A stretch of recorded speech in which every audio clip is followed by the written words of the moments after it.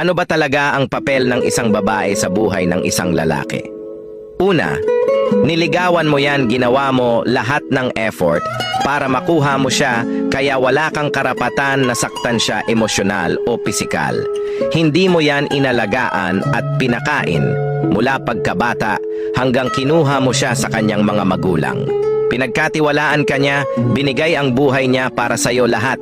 Lahat kinuha mo, wala na siyang tinira para sa sarili dahil pinasakop na niya sa iyo ang buhay na kasama ka. Ang babae ay mahina, walang lakas para gantihan ka. Tanging bunganga ang sandata. Ano ba naman ang lakas ng babae kumpara sa lakas ng lalaki?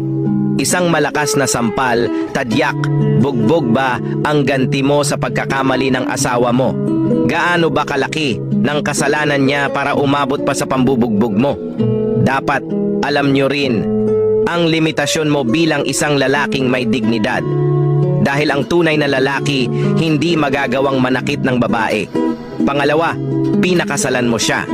Siya ang nagpuno ng pangarap mong buhay, binigay niya ang buong pagkatao, binigyan ka ng tahanan na inaasam mo, mga anak na magmamana sa apelyido mo.